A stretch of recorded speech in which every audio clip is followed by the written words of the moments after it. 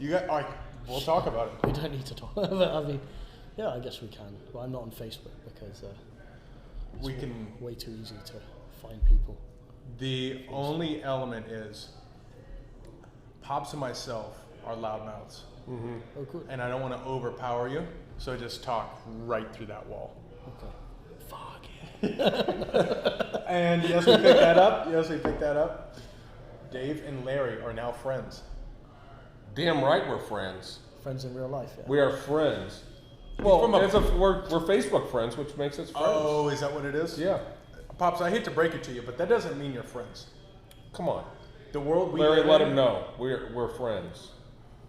Really? Missouri. Where's Lagrange, Missouri? I'll tell you where Lagrange, Missouri is. It's right on the damn Mississippi River border, just north of St. Louis. In between the Quad Cities and St. Louis. You are so full of shit. Tell him, Larry, that's exactly where we're from, where you're at. Exactly. Where'd you think it was? I don't know. Because Just got done telling me. You got friends. No, because we're not friends, and neither are you. You just looked it up on Google one time. Sorry, Akhil, you have to be here for That's us. wrong. All right. So if you're out there, it looks like the internet is starting to catch on. Let us know. Larry Adams? Yep. That's what he said. Yep. Well, they're still See, looking at the you're Weather already- Channel through the You're already wrong. almanac. So. Sorry, Larry. So if you're out there, 36. we're going to have fun tonight. We Oscar have Butler's special in. guests. We have a special guest, and I feel bad because you can't quite see it, but I want you to be able to see this. Yeah. You're going to hear a cheeky little voice coming in here, and it is Akhil, the owner of Reguis, to which in 20 seconds I'm going to have to say the same thing again. Nice. What are you smoking on? Hey, by the way, can you say good day, mate? That's Australian, mate. No, I understand. So how would you say good day, mate, in UK? Hi, how you doing? God damn it. I mean, in good day, mate. What's happening? Good afternoon. Okay, so we go like this. White people Do high that. five. Bam. White people high five. Bam. That's What's- it. Bam. what's Just the- like that. What's up, newbies? Is that a racist thing? Or? Yeah, it's racist. But Yeah, we're an because equal we're white opportunity people. offender here. Yeah, we don't care where What a you're great night. It's Tuesday. I'm on TV. You're You are. on an iPad. You're on for the sure. internet, for sure. So everyone, welcome in. First and foremost, this is Akhil. Akhil is the owner of Reguis Cigars. Obviously, I'm sure most and all of you who are watching Reguis or watching this know Reguis Cigars. In theory, they should. I should. Yeah, we talk about it all the time. I don't want this to be an interview. I do No. want, for those of you who are watching, ask in questions, share this right meow, because we'll probably give some stuff away if you want some cigars. Yeah, We let's can do probably that. Figure it out. Oscar Butler's in. That's nice. Good to see him. Haven't seen him or heard from him for a while. We got Brandon Byers in. Oh, brown bias. I know. We got, of course, Sean Ratz. Sean Ratz is in, and we're going to be looking off screen here because we Yeah. have this distracting screen, so you'll see it. First and foremost, Akhil, what's up? What the hell are you doing in Texas? And how did they let you leave your country? Right, it's an interesting story. It sounds like you're immigration or the FBI. So, no, I somehow got back here. I was actually in Panama City, Panama, which is a very nice place, a sunny place for shady people. So I fit right in. And it's always nice to be here, surrounded by Texas royalty. And I'm just here for the barbecue and the scotch. So. Well, Cheers to that. Good reason. Yeah. Good reason. I'll toast you with my Diet Dr. Pepper over here. And thanks for having me. Seriously, guys. Absolutely. Now, Absolutely. what I need you to do, because it is a Yeah. tradition on our Saturday at the shop, we make a point of saying good morning. In this case, it'll be good afternoon, but good morning to people from foreign countries like Chicago. And people come in and they tell us where they're coming from. Don't laugh at that. That wasn't that funny.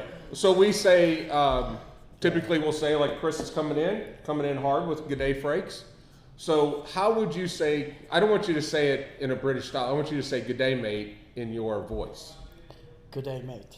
Good day mate. So Okay. I I'm trying to perfect all of the different.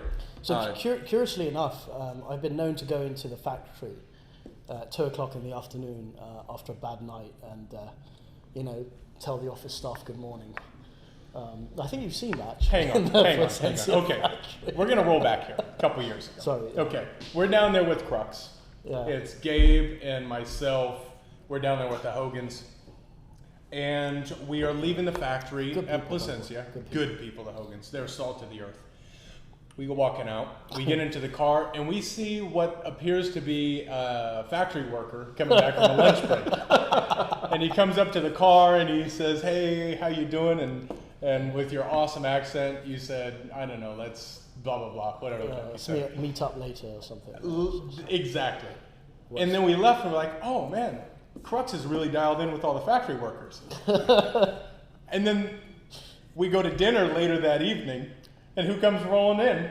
Akhil. So it's funny because, I met these guys, and, I swear to God, I've done more business in the cigar industry drunk than sober.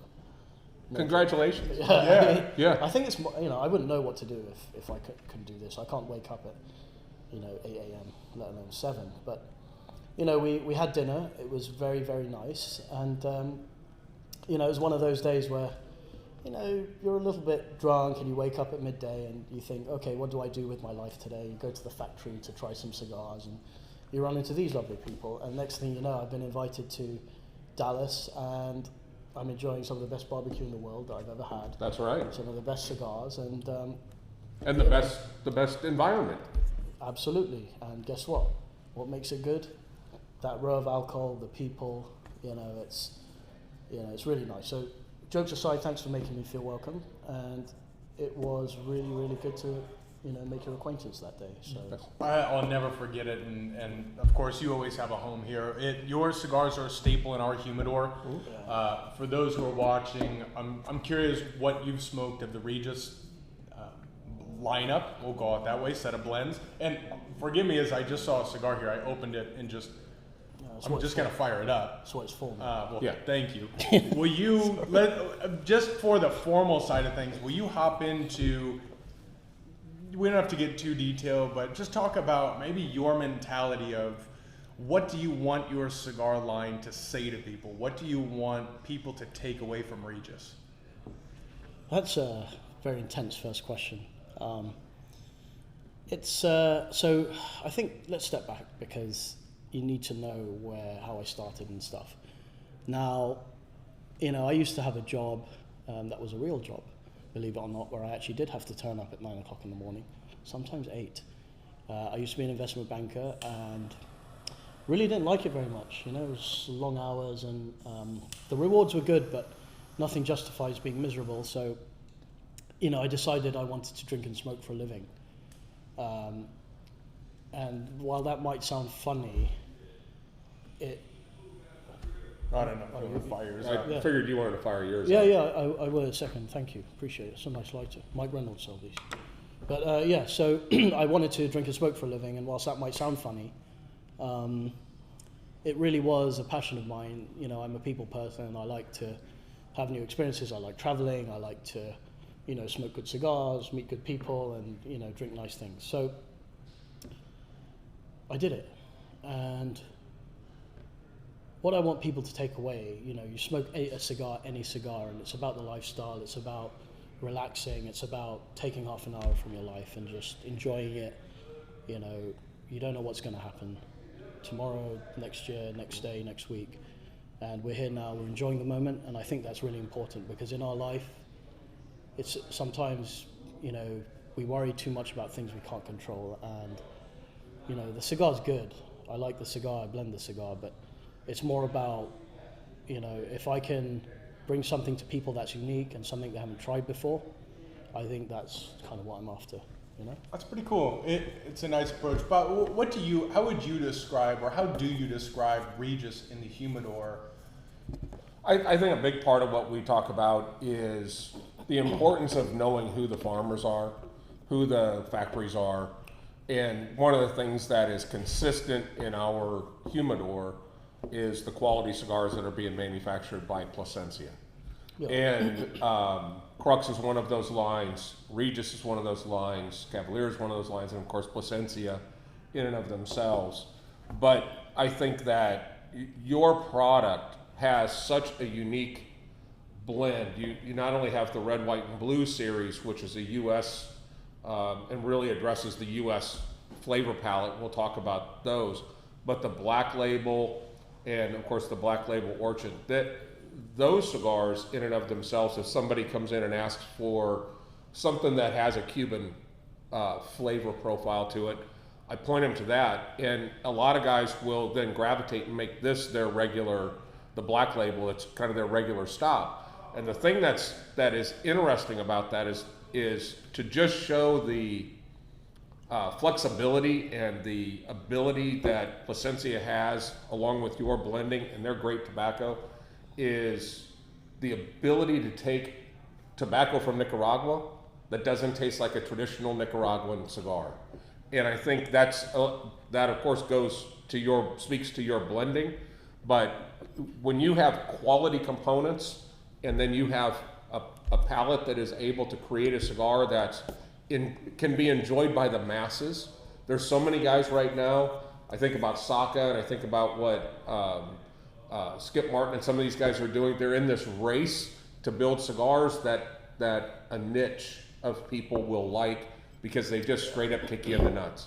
And yours, this mix right here, we could accommodate 95% of cigar smokers with that. I would say two things on that. One is, I always said, if you make a cigar for everyone, you make a cigar for no one. And I think that's no more true than, with this line. Because if you try and hit everyone, you're not going to be anyone's favorite cigar. And the second thing I would say on this is, it's about the blend, not the country of origin, because you can make product that has a certain flavor profile without, because see, when people say, oh, it's Nicaraguan or it's Dominican or whatever, they're automatically expecting that pepper, that spice.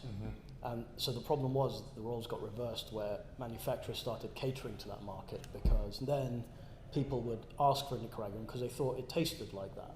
Not because they wanted a cigar made with Nicaraguan tobacco per se. So you had that, which is like, selection bias of some description. However, you can make a traditional style cigar, which is that smoothness, the build up of the blend, all that kind of stuff. The beginning, the middle, the end, that clean finish with any tobacco. But it's about having that uniqueness, the magic, as some of my salesmen call it.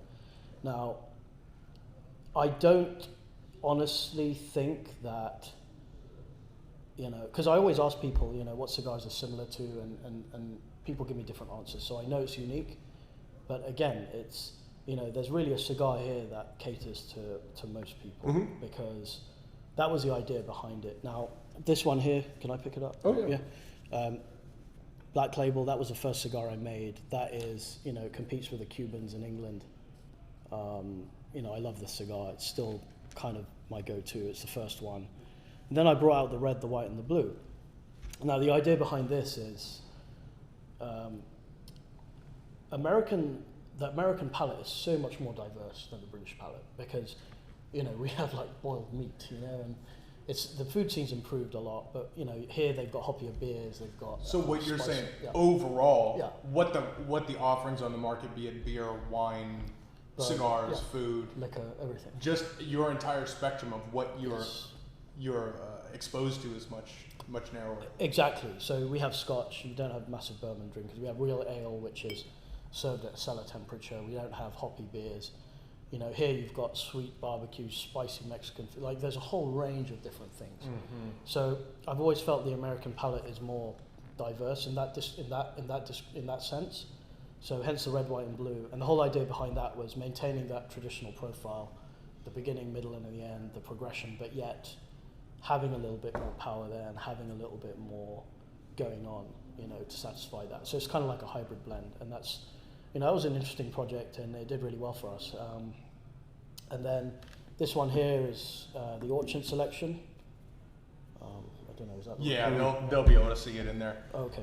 And for those who are just joining us, welcome in. Thank you for joining us, Tuesday Cigars 101. We are blessed with Akhil, owner of Reguis Cigars, in here. We're talking through some nerdy stuff right now through his lines. Yeah, we have to. We have to. I mean, this is our world. I'm seeing Brandon Byers coming in, chiming in. I'm telling you right now, Byers is, if he could pull 2 cigars out of the humidor, one of them is going to be that sun-grown.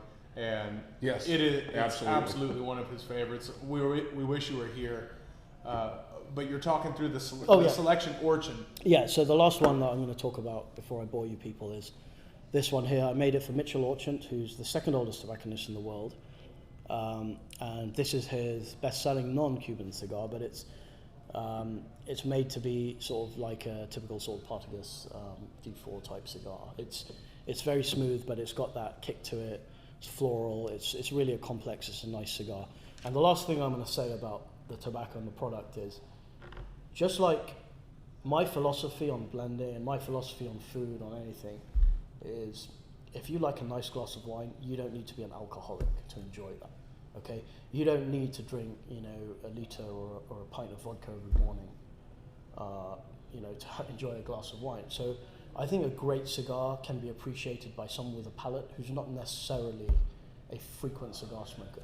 If you smoke cigars, you'll get more out of it than someone who's got less experience.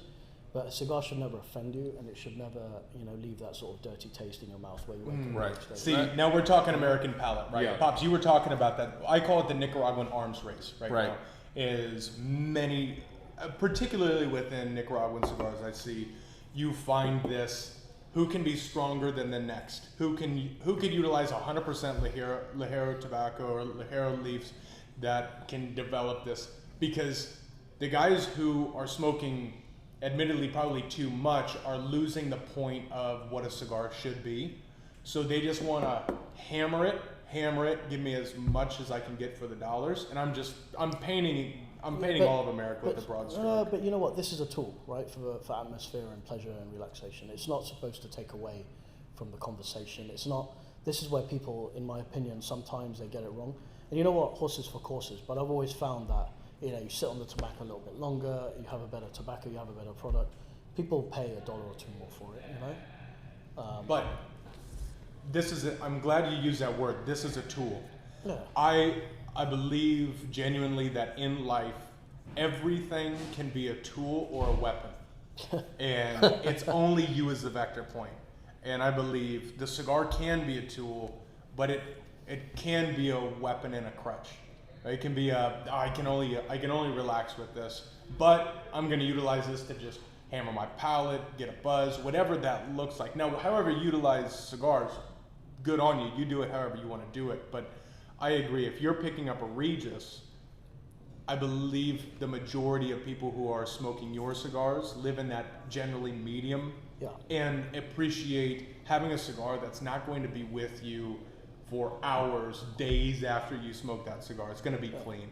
Exactly. And to give you a food analogy, it's you can get a curry or barbecue or Mexican food, and you're not going to be feeling it for 2 days, right? I mean, for me, that's pleasure. I know some people like to eat ghost peppers and they think it's cool, but I'm not that guy, and I don't want, this doesn't cater to that guy. So yeah, I mean, again, it's one of those, you make a cigar for everyone, you make a cigar for no one, and I'm glad. I just walk in here and people, appreciate what I do, and that makes me feel humbled. So it's, life is good, and ultimately the best cigar is the one in your hand. It's the one you like. So it's not too complicated. It's a good way to put it. But you find so many, and Chris Coulter's saying, give a PSD5 on an empty stomach to a newbie, and it's a weapon for sure. Yeah, Brian Burnett, what's up? Michael Merritt, see we've got some people coming in. Welcome in. Yeah, and I think that one of the things that I appreciate about the cigar is if you can have something that is more in the middle, at least here you're going to draw a much larger crowd, and I think you used the term offensive. There are some cigars that are aggressive and will really hammer your palate. This is one of those cigar lines that once you're in it, you can float within the line and get different experiences, but at no point are you climbing a ladder to get to something that's super strong or super light. It's just you can kind of stay in this middle but have different flavor profiles throughout the cigar. And Dave, it's I feel that you can enjoy a stronger cigar if you smoke more milder cigars. Just like if you have spicy food all the time, your palate gets desensitized to it. I've heard, I don't know this for a fact, but I've heard it's the same with drugs. You're always chasing the first one, right? I mean, those guys, and they just try to make their way up, right? I mean, that's the element, and it's very Texan as well. They want something stronger than the next because they think that's progression in cigar smoking. I think that's a bit disingenuous. You know, there's all sorts, and I found actually that there's so much money and there's so much wealth in this part of the country, this country generally, but especially this part, that you find people that want to learn and want to understand it. You know, I've met people in here who, you know, barbecue and, you know, a lot of other things, race cars, and they're experts in their field. And what connects us is a cigar. But, you know, I ask them about how they make it and what their philosophy is. And it's not dissimilar from anything else. You know, a great sportsman, you know, you train, you do all that stuff. You know, a barbecue guy, you have to keep practicing, keep doing it. Cigars is the same way. It's like, you know, you're really trying to, you know, beat the next, you know, in terms of flavor. And I think consumers are the same way. How can you get a better experience? And what they think sometimes is a better experience is how can I make it stronger? But it takes a tobacconist, you know. And by the way, there's a difference between a retailer and a tobacconist, let me tell you. Mm-hmm. So it takes a tobacconist, you know, just like it takes a wine merchant, just like it takes, you know, a tailor sometimes to tell you what will make your experience better. Let's step back because many people who are watching may not gravitate that, but let's explore that. In your eyes, what is the difference between a retailer and a tobacconist? So, aside from a certification.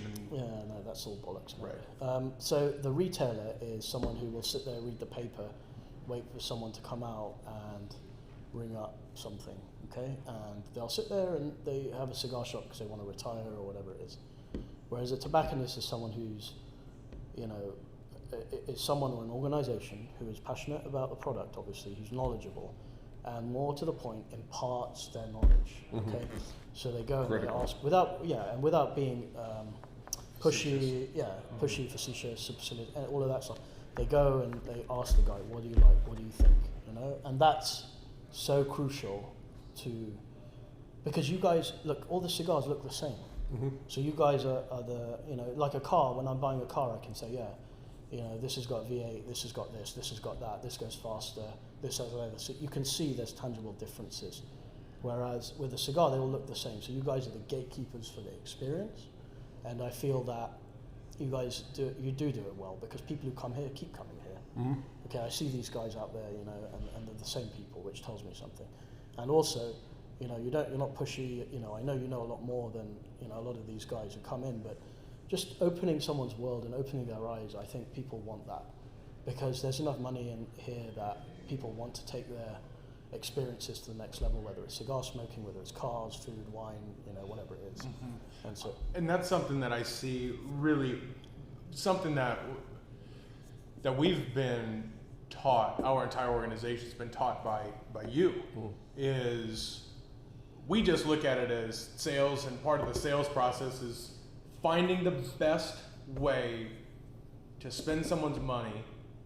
And this may be an oversimplification, but if it was my dollars, how would someone's trusting us with that. Yes. So how do I steward their experience in a way where I maximize the dollars they spend for the experience and their expectation to maximize on that? What are some things that you see from a day-to-day perspective, be it in this industry or whatever, that is most important for people who are watching and who are not, of what should you look at from a consumer perspective to make sure, yes, these people have my best interest in mind, be it a cigar shop or not, because you have that knowledge. What are some things from my perspective? Yeah, from your perspective. Well, I think with anything, a consumer has identified that they need something, whether they need a watch or whether they need a bottle of whiskey or whether they need a cigar. Once they identify that that's something that they want to do, I think for us it's to ask them what,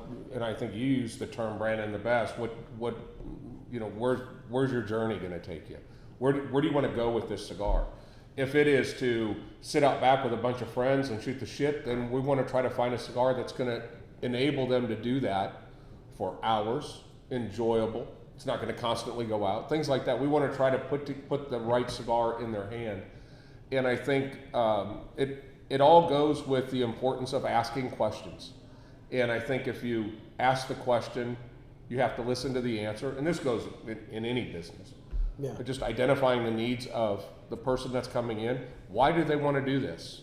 Why do they want to smoke the cigar? If they want to enter the cigar life and the cigar lifestyle, then it's important for us to facilitate that, which we do, which is why everybody comes back. Well, in which what Thaddeus is saying, I really appreciate you saying this. One of the reasons why he loves to shop is the knowledge, the guys, and the information we're able to share, because that is our job at the end, right? Mm-hmm. Is because we don't have factory ties aside from our house projects that we have fun with. We have to be able to sit with you and with Fish and understand your story and what it needs to say. Well, see, that's the, and now we're getting into the more business side, but look, business is business. Half of the people here are probably business owners or, whatever, and it's, cigar business goes up, goes down, it's, it is what it is, but, when you're sitting down with your customers and trying to understand, see, it works for me on a level like, I'll see you guys at dinner at the trade shows and stuff, and it's like, okay, how can we grow and how can we do this? And it always boils down to how can we give the customer, the consumer, the best experience? And that's what I love about you guys, because you actually do it right. And, again, this market here, Texas generally, Dallas, whatever you want to call it, it's been around a long time. There's a lot of retailers around here who've been around, long time. Probably longer than I've been alive, okay? And for you guys to break in and succeed like you have done, like this place is full whenever I come, Right. And whenever he tells me. So for you guys to do that, you're doing something right. And, it really boils down to, we can talk about business all you want, but it boils down to how you treat your customers and how you respond to them and the service and, whether you put the right cigar in their hand. Because people give you 3 chances. And if you mess it up 3 times, they're not coming back. I couldn't agree more. And Yeah. that's something, because we have high expectations with the people we work with, because we don't have much floor space. And we can't afford to have someone have 3 pour cigars, which is really easy. It's this. If I walked them into this, there's 1, 2, 3, right? Don't say that. No, not that. But these are good cigars. But it could be that easy, where chance 1, 2, 3. Okay, well, this guy obviously doesn't know what he's talking about, and we have massive expectations of being able to have cigars that perform, that have rock solid ashes, that draw well, that are consistent, that are just exceptional cigars. How did you decide, and why did you decide to produce your cigars through the Cathedral, through Plasencia? You want to know the truth? Yeah, absolutely. So I was in Nicaragua and just, hanging around. I went to see some factories and stuff. And honestly, with Nestor, this is before he was married, we'd go out and we'd have a good time and just get a good feeling from the guys, I do business with people based on who I like, to be honest, and maybe that's a bad thing, I don't know. I don't think so.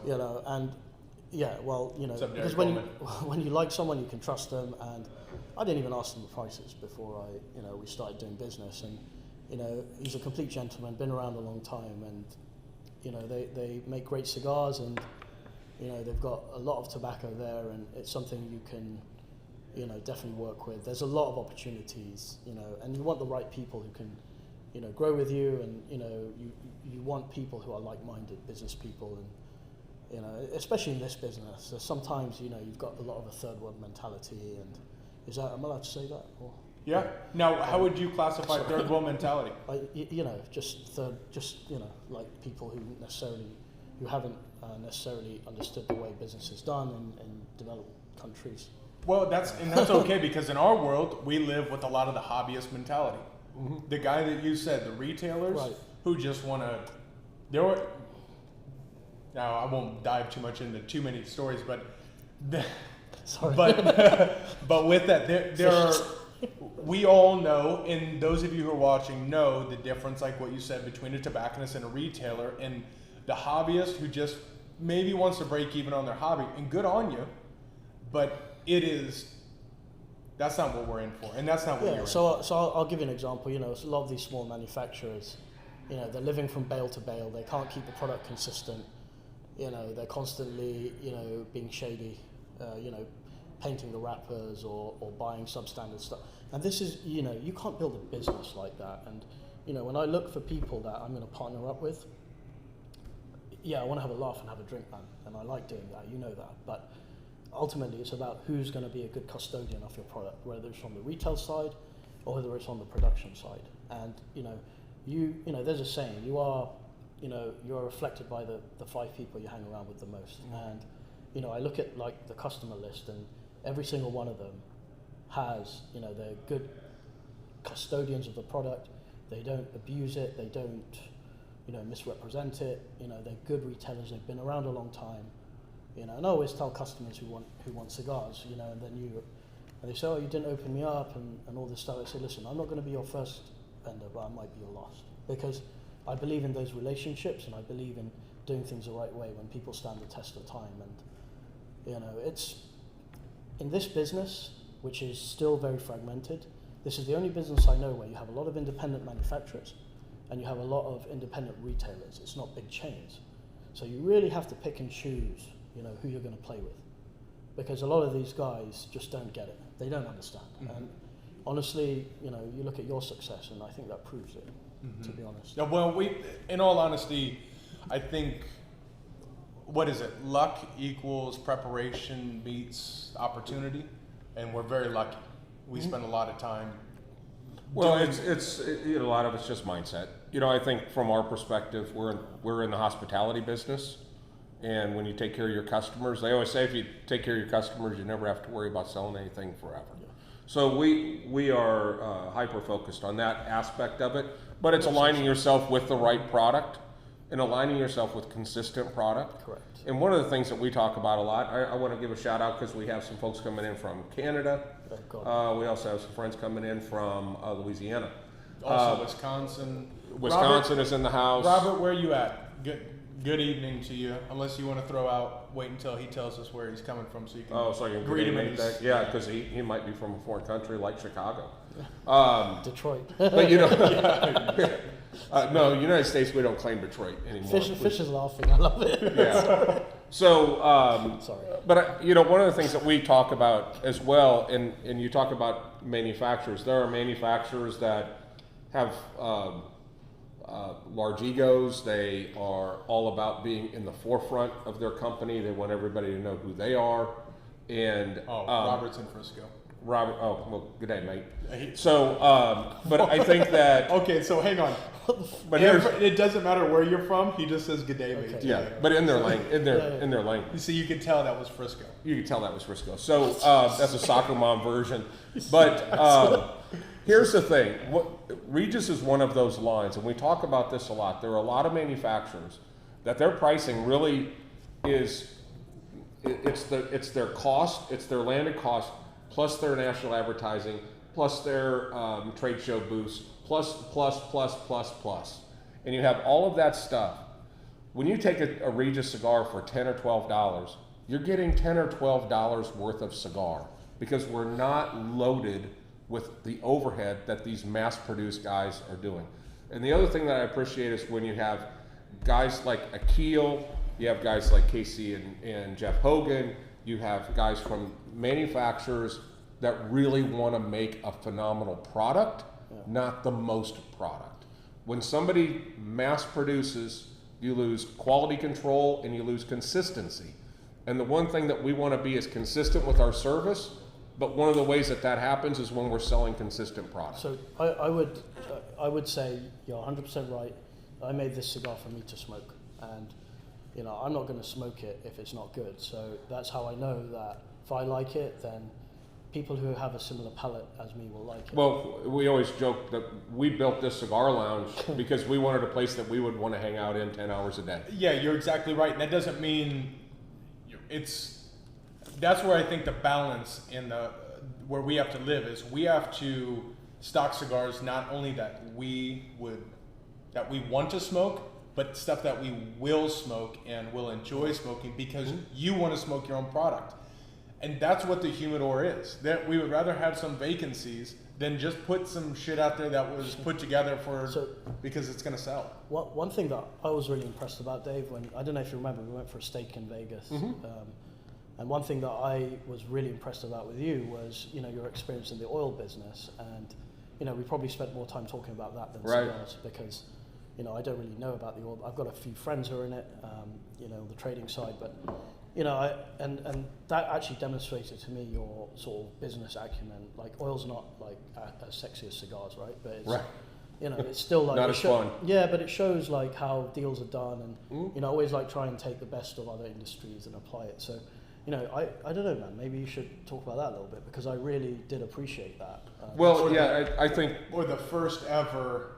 I think his sales goes way back beyond the business acumen delivered from oil and gas, but he's back electronics, back. And I see it because, not to derail that too much, but my year-old son, his favorite toy is Teddy Ruxpin. Yeah. And you sold the first ever Teddy Ruxpin. Yep, that's right. So To his son? Yeah, to Elias. You better not be watching. With the scotch in your hand. No, just kidding. But you've sold everything. I've sold everything from Teddy Ruxpin to, the first flat screen TV. It was a little bit of everything. But in the end, I've always been in sales. And in sales, it's just identifying what the customer wants and provide them with what they need. And if you can't, then don't. And it's that simple. And there are times that I've talked people out of $30 cigars because where they were going to smoke it and in the environment they were going to smoke it in, they weren't going to enjoy it. So I sold them something cheaper.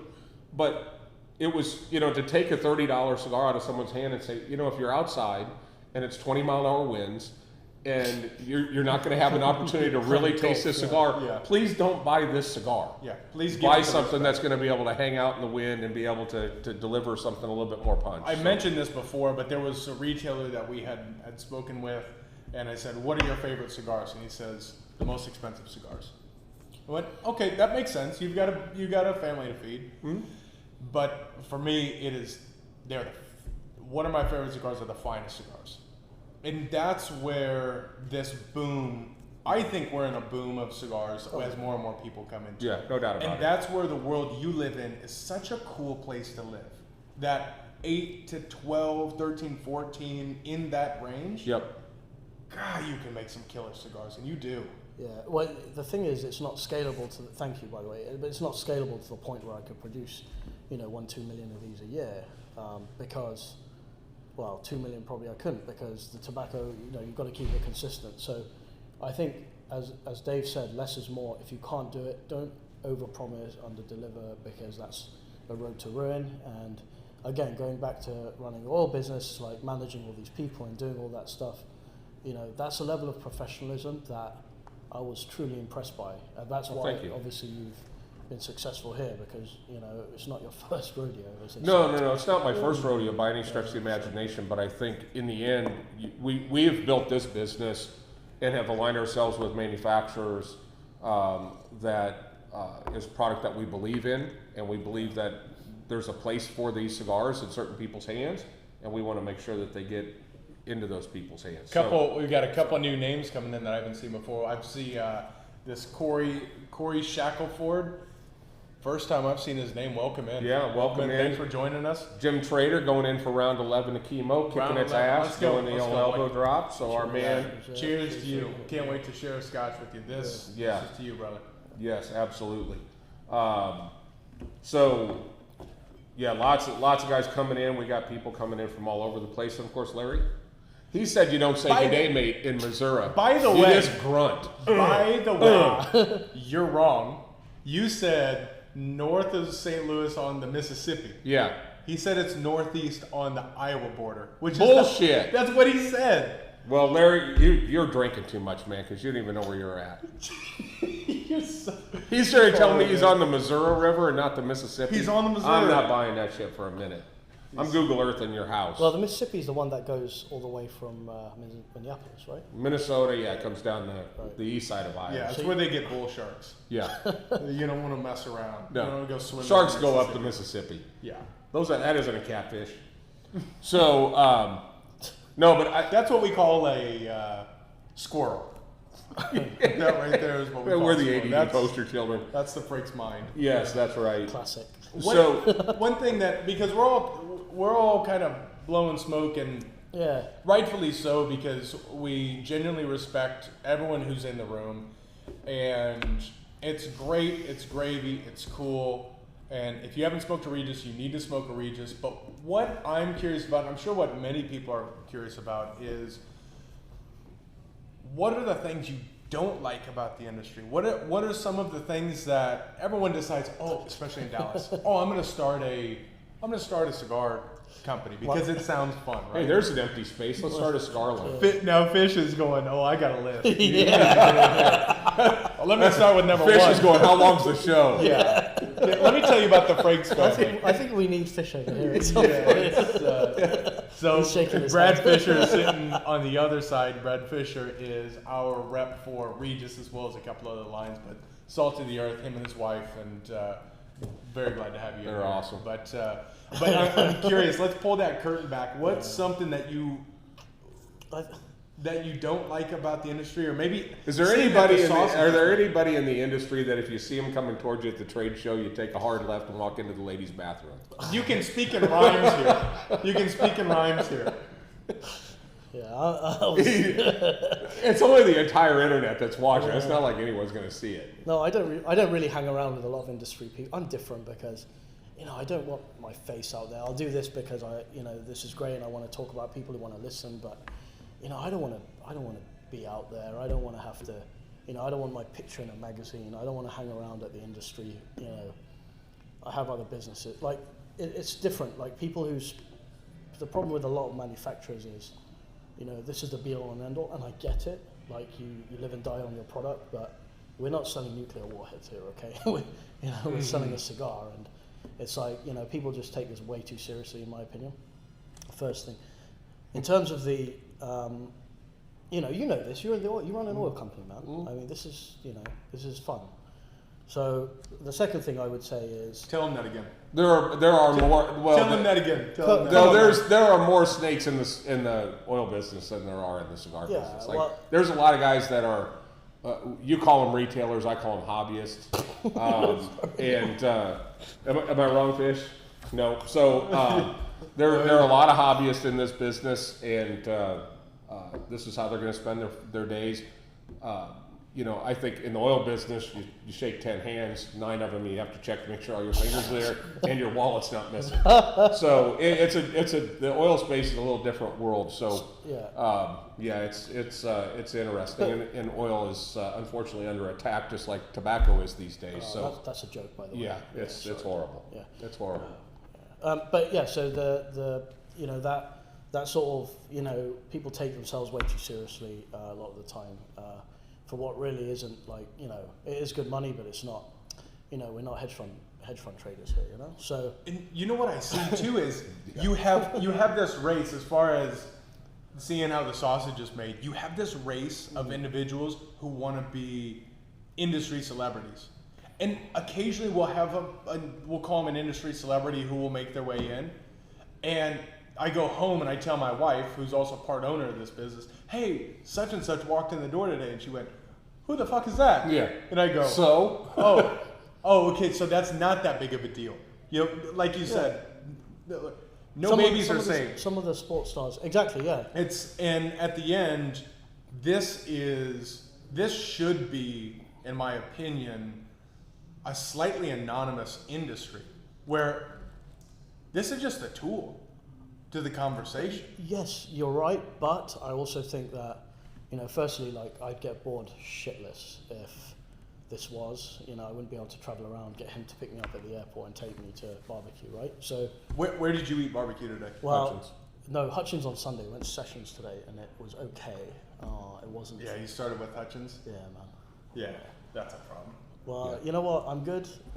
We took a recommendation, and it was in good faith. So, and it wasn't bad. The ribs were okay. It was good, but the brisket wasn't as good as Hutchins. But yeah. So, and probably to go back, the second thing that is one of my pet hates, which Fish found out about today, is the logistics side of the business, and that's something I'm not a detail orientated person at the best of times. Let's put it that way. So, you know, when things go missing or things get shipped to the wrong places, that kind of gets me a little bit. Well, it is, and it's frustrating from a retailer standpoint, especially a retailer as we are, where we focus on the small guys, because the big guys have logistics chains, they're completely vertically integrated, so they have someone, but one, product availability, and especially product availability for the lines that are really sensational, that are growing as they should. Sometimes you get into this, well, you kind of got to rob Peter to pay Paul situation, and you find yourself where we've got vacancies, and I could say a line, which I won't, but there's a line in there where we could sell all the way through, but they weren't even ready for their own growth. Mm-hmm. And they just took everyone on. Just take them on. It doesn't matter. And it's frustrating from our perspective because we never want to box out anyone else who's trying to live the dream as we are, but we don't want to shortchange the consumers at the end, where if they love, that's the beauty of where I love where you come into play, and maybe that's a Placencia tie, maybe it's a Brad tie, maybe it's wherever it is, but we really don't have shortages, and the only ones that are limited, they know it's limited, mm-hmm. right? So you have this element where we can rely on it, so I can sell it comfortably, knowing that they're going to enjoy it, they're going to come back to it, and it's there. Well, see, and again, that goes back to your other question, what do you hate about this business? A lot of people in it aren't business people. Mm-hmm. You know, they, buy a cigar, they sell a cigar, and then they spend twice the amount of money, going out drinking. And it's like, well, I love going out drinking, but, you can't, at the end of the day, you have to be responsible because, yeah, it's not huge money necessarily, but being responsible to your customers, I think, is really important. And the Hogans say it best. When they buy our cigar, they invest an hour of their time to us. And that is very important mm-hmm. because you can't buy that back. Mm-hmm. And if you lose sight of that and you're just selling cigars and you're going having fun and to hell with it, boy, it's not fair for the people who support you. Because you know what? Like a lot of people have put their life savings into a business, and buy cigars, don't buy cigars. How much have you spent? All of that stuff. We're all preoccupied, but when it comes down to it, these guys have got skin in the game, and it's important to act in good faith. Like I always say, treat people how you want to be treated, and I think that's important. And again, going back to the third world mentality, it's these guys living from bale to bale. They don't understand growth, and it's just it's a funny old game. Mm-hmm. Yeah, I think COVID exposed a lot of the non-business people, and I think a lot of people were obviously caught off guard. And I know our friend Fish here doesn't make any money on back orders, and that's what a lot of these guys were shipping all the back orders you could possibly get. You should be. The next one we just need to have when we ask that we're going to have like his face blurred out. He'll never get another line again. Backlit like 60 minutes. We're gonna do this.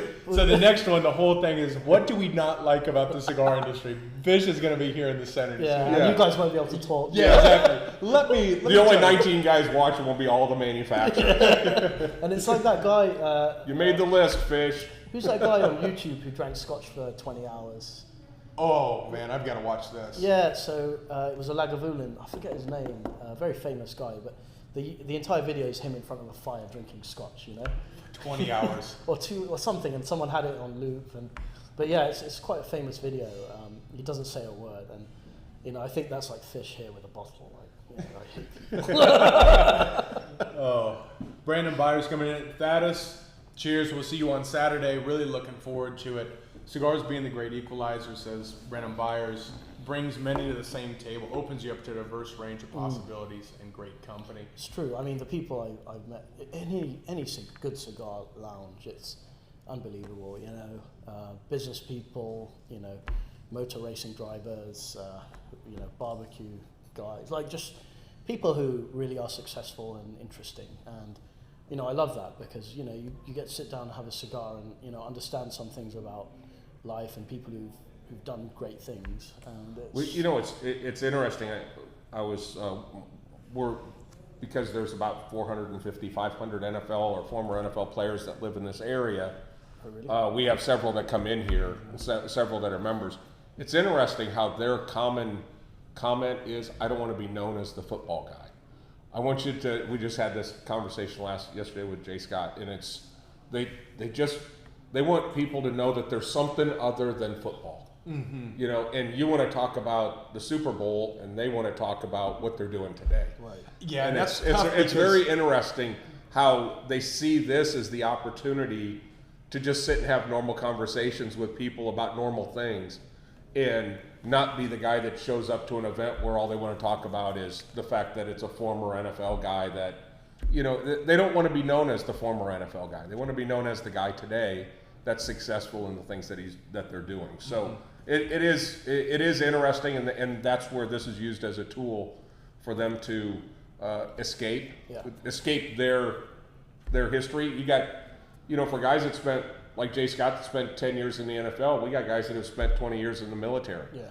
And sometimes they talk about military, but a lot of times they don't want to talk about it. Mm-hmm. So it's an interesting dynamic that happens in the world of cigars. And Jerry Vaughn. I don't want to be known as a NASCAR guy. Just kidding. Yes, I do. I'm guessing he was like a backup driver to Petty. He was like a, you know. Yeah, he was but Petty never crashed. So yeah, exactly. So he never. He always was sitting on the sidelines. Let me tell you. They're like, Vaughn, get over there. The gas. He's coming in. Get over there. Pit stop. No, I couldn't agree more. I mean, the cigar is just such a unique thing. What it opens up and the relationship it creates. I feel like we are a broken record on that. I just feel like now we live in our microcosm where we say the same thing where people all know that. They all know what the power of the cigar is. And unfortunately, there are so many people who haven't had their first cigar yet. Yeah, who are that's not true. cigar people to understand it. But I think that's coming. It is, and I think there's, obviously with the rapid success that we've had with cigar newbies, it shows you that they're also starving for information. They're starving for knowledge. They want to continue to grow. One of the things that we say on Newbies every week, we do business with people, not brands. I hope tonight illustrates that more than anything, that we do business with these guys, and if this said Reguis or it said something else, it doesn't really matter. Will somebody please Google, dude, is that Jerry, the NASCAR guy? I mean, honestly, will somebody Google if Jerry Vaughn is a NASCAR guy? Because, yes. Yeah. Oh, yeah, that's... Do you want some more scotch? I mean, I would join you for a scotch. I don't want you to be drinking alone. I mean, a good Fish, don't let him drink alone. No, what's the average age of the guys that come in here? Just curious. I would say our demo's probably 35 to 60, with a pretty heavy from 40s and 50s. But we are seeing a real growth in that entry level, Really? that 21 to 25, 28 years old. I would really say we're on. younger than most shops. Yeah. I would say we're heavily more diverse than most shops. And when I Right, say right. diverse, I don't mean there's black people, there's white people, there's Mexicans, there's Asians. What I about believe, brown people like or brown people like you. What I mean is brown people like you, and fill in the blank of whatever color you want. Yeah. They're together. It's not that there are a lot of different types of people and black people sit here and it's segregated. No. This is connected, and it is but to be far I think more than most shops in the area. Of course, 100%. But to be fair, there's a certain class of people that come here. I mean, they're all super polite. I think you're everyone's right. super nice. I mean, come on. That's the luck. That's the luck. Is the culture that we've been able to be. I don't know. The culture that we've been able to watch grow has been people who are not going to put up with bullshit. They're going to self-police. Right. And, that's true.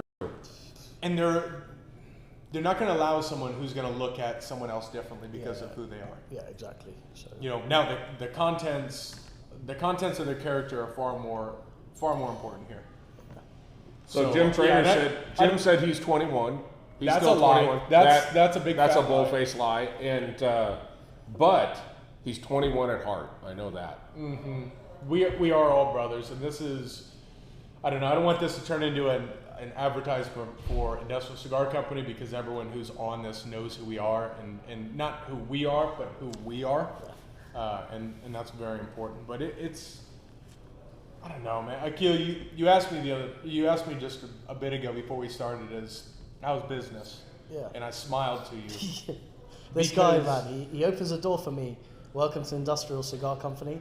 Now that smile's $1 million, so I can tell. Look, it's. I mean, but in all honesty, I'm glad everyone who's watching.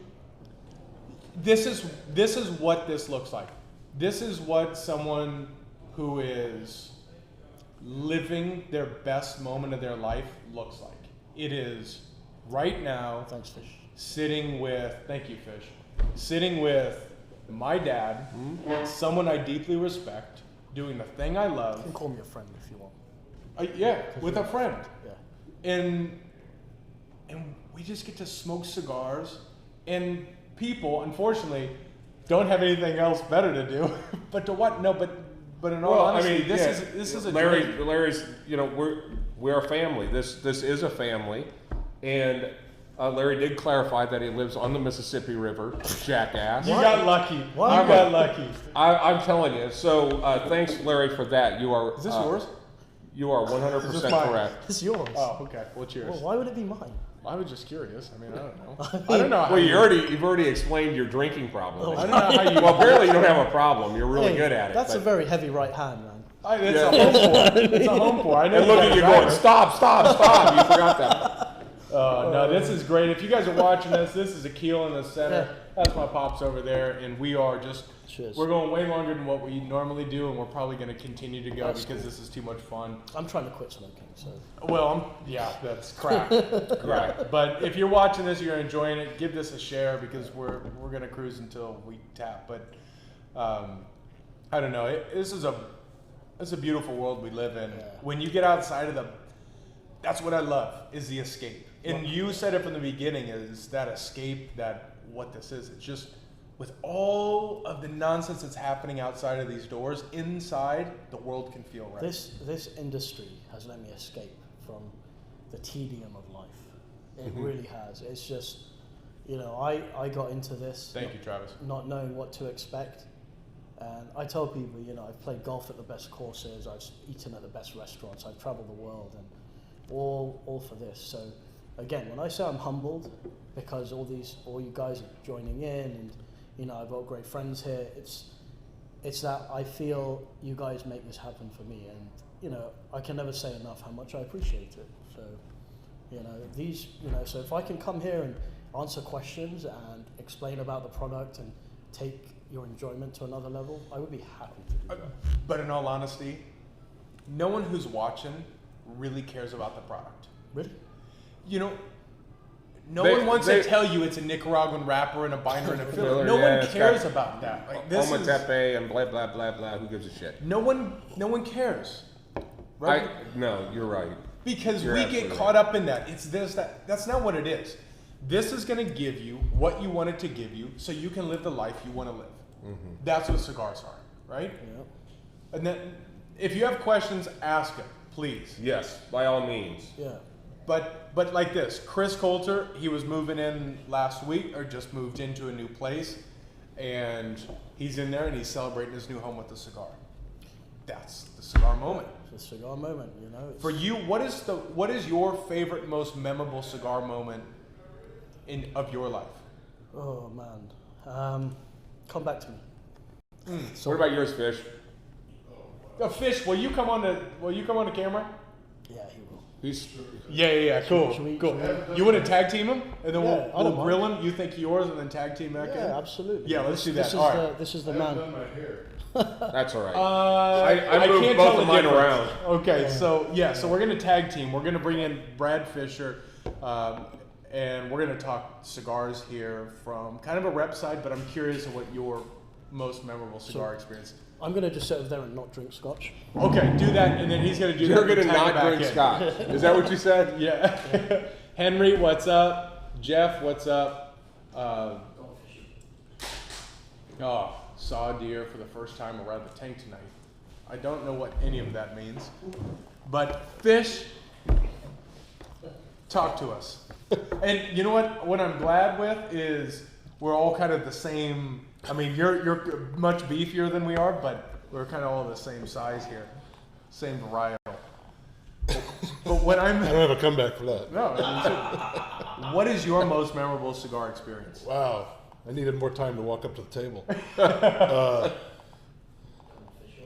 So those of you guys that are listening while Fish is trying to come up with his favorite cigar moment, we're going to put Brandon on the spot here in a second, but let us know what your favorite cigar Are you moment frozen was. up or are you doing good over there? No, it looks like I'm still live at this Okay. point. Okay, well if you're good, then that's probably just here. I think I got it. Okay. All right, I was just starting in the business, and I got my first line, Which was? La Serena. Ever heard of him? You ever heard of him? Sure. Yeah, he used to smoke that on the Sure, golf I had course. those. Oh yeah, that one. Yep. Yeah. So La Serena. Yeah, I was smoking that. I found out I got the line. A buddy of mine and I were out at a cigar bar slash winery slash hang out in the patio place, and lit one up and celebrated the fact that I was no longer in the printing industry and I was selling cigars. So it was this graduation moment. Yeah, actually, it was walking away from a burning bridge moment. And you got out with any burns? Yeah, no, well, nothing lights the path forward more than a burning bridge. Yes, But that's right. no, the printing industry was tanking, and I was looking for something else to do. And long story short, I decided I love cigars, and I had this opportunity to rep as a 1099, and I had no idea what I was getting into. It was a jump off the cliff moment, and but I still remember that cigar. And now you and your wife do this. Yeah, she And runs the back of the house. Do you have experience? Your wife, obviously, I would guess, smoked cigars with you. Yeah. Do you have a moment that you guys shared together that you remember? Let's see. Well, there's a lot, but we still have the photos. That's supposed to be funny. Damn it. Very funny. I do remember. I remember when I was getting into it, and she wanted to start smoking cigars. And so we got all these. I got all of my Connecticut's out, all the shades. Like, okay, try this one. He's like, nah. Ugh. Try this one. Oh, ugh. What is this stuff? Tastes like crap. And I was like, one after one, that more expensive and more expensive. Finally, she goes, well, what's that one? And, well, it's a La Polina Black Label. You're not gonna like that. It's gonna knock your head off. Well, let me try it. Oh, this is good. Welcome to the big leagues, man. Yeah. Yeah. While you're smoking your Connecticut over there. Now, our friend Jim Trader is. We love Jim, and Jim's one of our members here, and just a wonderful guy. And he's in the middle of a fight with cancer, and he's kicking its ass. But I remember him and his sons came in. His son Nathaniel and one of his friends, and they came in one day. And they came in. I go, so what brings you in today? And his son Nathaniel says, I want to smoke my first cigar. I said, so you're driving down the street, you had nothing better to do, and said, you know what, I think I want to have a cigar. He goes, no, well, actually, we're celebrating, I just landed a roll. Well, because I'm old, I thought he said he just got out on parole. So, and this is a clean cut. Oh yeah, clean cut kid. I'm thinking he didn't do well in prison because they would have really liked his ass. But yeah, no. So we talked about cigars, and I think it was probably an hour later we ended up getting a cigar and sitting down smoking it.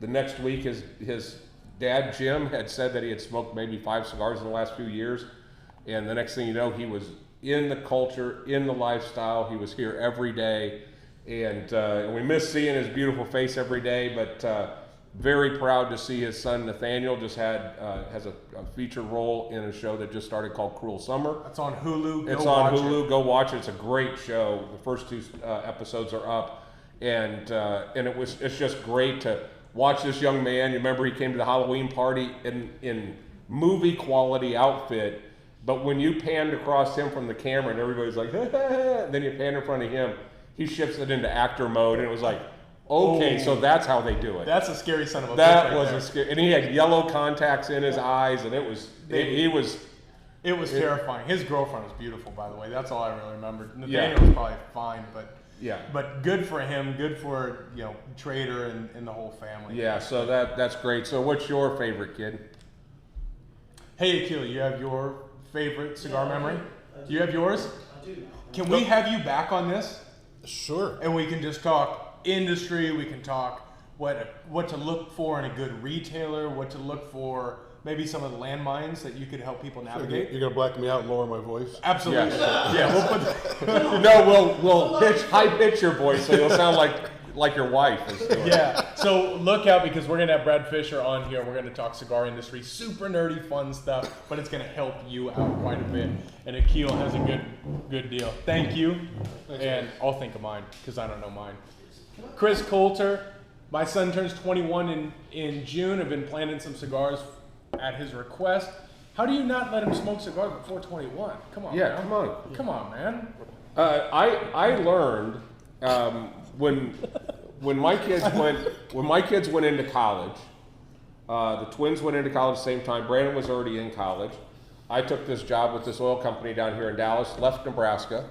Our joke was, if you guys pass your first semester, we'll tell you where we moved. So that was our plan. How's that a as joke? far That as was they real. thought we could have been in Oklahoma or we Was could have that a been in joke? Iowa. That was for real. That was for real. So, That actually happened. but they passed and That's not a good thing. they ultimately came down here. But what was interesting was kind of our first story that kind of started this was to go out and the three boys are in college, grown men, smoking a cigar in the hot tub. And as I'm walking out, they're hiding their cigar because they didn't want to get in trouble from dad. But that was the moment when I knew I was going to get an opportunity to spend some time with them, and we found out that we love this hobby. But more importantly, I found out that these little bastards have been smoking cigars for a long time, sending their older brother into the cigar lounge and or into a cigar shop to wherever he could buy cigars. You know what it was? It was the old Safari. It was the old Safari, and you were in buying cigars and supplying them to your underage children or underage brothers, and they were all experts by the time they got down here. Yeah. So that was. What is your favorite? Before I do that, who was the chap that was doing chemotherapy? That is Jim Trader. Jim Trader. This one's for him, yeah? Yep. Nice. We've got a cigar waiting for you. We got a cigar. I'll put it in your locker and it'll be ready for you. Got a lot of time for that, you know? Can't Yep. be easy. Like, we think our lives are difficult, but... So Jerry Vaughn. Jim's going. So obviously Jerry Vaughn, not full of shit. His favorite memory was smoking a cigar with the King, Richard Petty, number 43. I smoked. He raced. But it was a special moment. Get out of here. That okay. That So- is, if So you're he into was in NASCAR, NASCAR. that's Elvis. Okay, so follow that one up, Akhil. Yeah, I mean, you know, I've unfortunately smoked a lot of cigars with quite a few sort of household names, especially in this country. But in terms of business, I would say one of the best cigars one of my, you know, my most memorable cigars was when, you know, we did this event at a cigar shop, and we raffled a Rolex watch and, you know, sold tons of cigars. But, you know, the people, this is really what kind of gave me my breakthrough in the cigar business. And, you know, my rep was there and the retailer was there, and all these guys would come up to me and say, great product, we really like this. You're doing a great job. And for me, you know, I smoked a cigar afterwards. It was this when we launched the Red Label. You know, we raffled a Rolex watch up in Chicago, and it went really well. But when I smoked that cigar after, you know, from a business person's point of view, because I'm quite competitive as a person, I like to win, and you know, that really it felt good, and that's from a business standpoint. You know, it's like when people appreciate what you do, and that night was a red letter day, no pun intended, but because of how people responded to it, and you know, it really gave me the confidence to sort of carry on. This is probably like 7 years ago now. Wow, and you can remember that. Yeah, I mean, I remember that, lighting that cigar, and you know, there's other things in my personal life, but you know, in terms of business, I would say that, you know, we all know in your business career, Dave, you know, like when you can make that step up from number 1 to 2 Right. to 3, right? Right.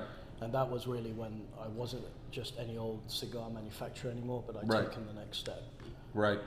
And I it's- always remember that. Yeah, and it's, you know, you have to be like an artist that likes somebody that appreciates your art. You have to be like the chef that somebody likes your meal.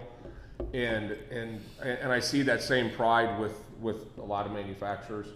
I think one of my most memorable, I don't know if it was my greatest, but we do this exercise, which is who are the 3 people, living or dead, that you would want to smoke a cigar with. And mine was Steve Harvey, Michael Jordan, and Cedric the Entertainer. And but a couple weeks after, we found out that Cedric was going to come here and spend the night, or come here and hang out before he went and did an event in downtown Dallas. And to be able to sit at this table with Cedric the Entertainer and sit and have a cigar with him, and to be just sitting out back with him afterwards with the cigars hanging out of our mouth and giving us a hug, and he's like, I told those guys I don't want to do the event. I want to stay here. And his manager's like, we got to go, man. The check already cleared. We got to go. We got to show up. So it was that was one of those moments, and I think it goes back to that one point that we talk about from a business perspective. When you're putting a business together, everything's on a spreadsheet, and you're running numbers, and you want to make sure everything's going to work. But what I never took into account was the people we would meet, and the friends that we would gain, and the power of this shop, particularly when it comes to somebody that's in need. They're going through a tough time, to watch how this community rallies behind them, to think of the money that we've raised for people, the people that we've been able to help, that it all happened because we all have this thing that we're here, these little leaves that have been folded and they stay lit for a long time. It's really been a real special moment. And to be honest, you guys kind of inspired me a little bit on that, I'm not going to lie, because, you know, before I just, you know, all I'd care about is going out and having a good time and traveling, and it's great. But, you know, one thing I have learned is you can't take it with you, right? Right. And, you know, obviously you've gone through some tough times. Right.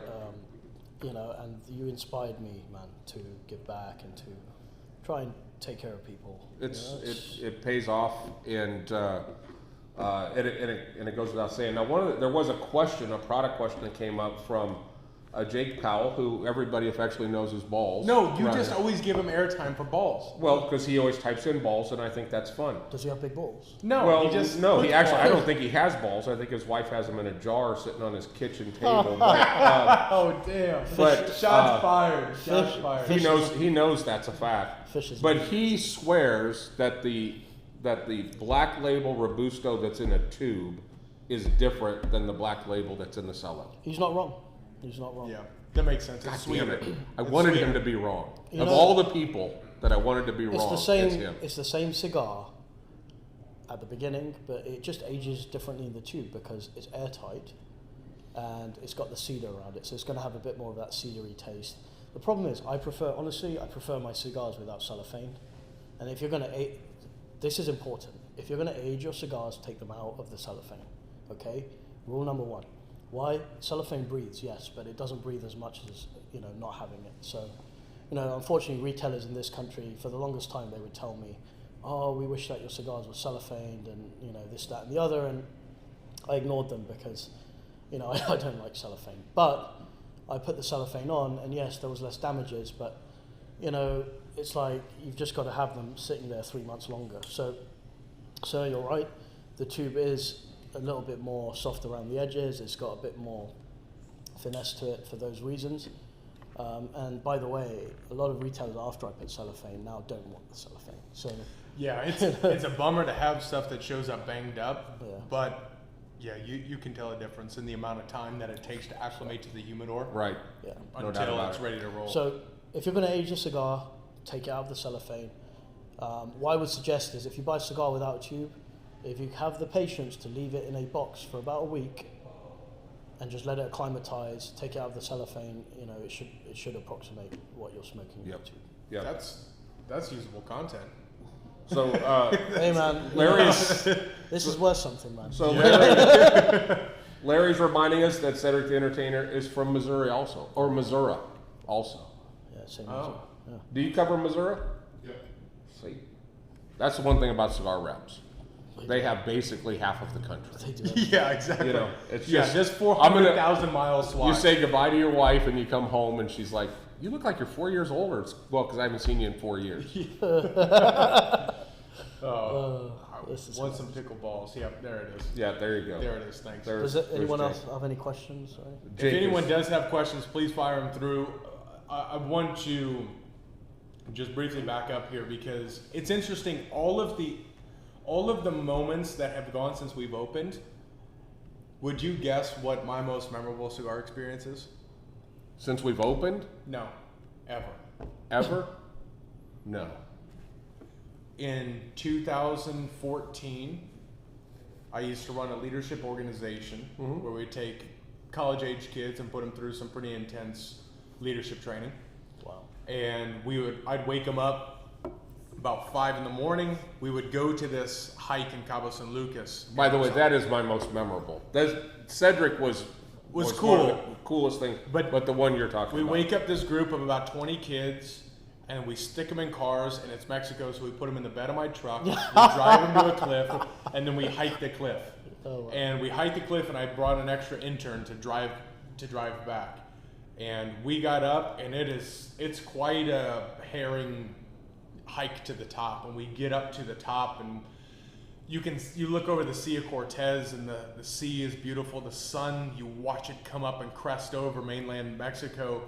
And at this time in March is when the whales are breaching. Oh yeah. So you'll watch the whales breach, you'll watch all of this, and I was with it, and I knew it was my last week, and Pops actually came down to Cabo and surprised me for this week as my last week of running this organization, and we just sent all the kids back, and my dad and One guy got bit by a scorpion, and we made him walk down the hill. tough shit. What are we gonna do with it? Just get your ass to the. Don't be a little bitch. Yeah. Is that- So scorpion. Yeah, he got hit by a scorpion. And then the other kids fell in cacti. But regardless, they do their own thing. Sorry. You should wear flip-flops for a hike. Yeah. You already know. Classic. But we sat up there and we watched the sun come up, my dad and myself, and you'll see it now to this day. If you buy enough cigars, we have to put it in multiple bags, and we'll put it in a larger bag. And we sat up there, just him and myself, and watched the sun come up. And it was so picturesque because the whale would breach right on the line of the sun coming up over the Sea of Cortez. As that came in, and he said, I may have had a better cigar, but I've never had a cigar in a better place. And Well, you know what it is? It's that you ask someone what the best cigar they ever had was, and it's like, it's never the best cigar. It's like, it's the moment. what were you doing? Oh, well, I just won the World Cup on my wedding day, you know what I mean? It's, Yeah. it's something that, is obviously not to do with the cigar, but the experience. And I couldn't agree more. And that, of all the beautiful moments, and even today I had that moment when I stood back in the back hallway and I watched all the people that were filling up the shop, and I went, wow, this is a dream. We have the right people in the right place, smoking the right cigars. And that to me was an incredible moment just before you arrived, and it was this. yeah, then I fucked it up, right? Well, now you've enriched it even deeper. And Hand me one of those red labels. And it was just Not such Jim's. Jim, I'm not smoking yours. Buddy. That's yours, Jimmy. But it's a cool thing what cigars do. We as newbies, we as cigar smokers, owe it to our friends to bring people in and Yeah. steward that. And I have a question not related to cigars. yeah, So, Fisher's laughing. So basically, I was, we'd gone around last week, and I really needed some sleep. I was on a plane, and this girl next to me would not stop talking to me, man. She'd always ask me like, "Where you from? What are your hobbies? What's your favorite color?" oh Jesus, Have you had this? You've had. oh Jesus. Yeah. So I was trying to just sleep, I'm Uh-huh. hungover and whatnot. How do you respond to that? What would you- Right now in 2021, Yeah, like just Sneeze now. on a plane, Yeah. Sneeze cough. off. Yeah. Really? Just say I'm sorry, I'm not feeling so. I'm not feeling well. What are the symptoms of COVID? They'll shut up. Boom. After done. they tell you the symptoms of COVID. You have a fever? Yep, I got that. Sweating? Am I sweating? You could fake COVID. That would be one way to do it. But if somebody's really bugging you too much, I didn't have headphones and my computer battery was flat. And I couldn't take a phone call because I was on a plane. and you're That's stuck when you in- wish you could light up and just blow smoke in her face. Yeah, something. That's a very good question. I don't have an answer to that. I've been thinking about this all day.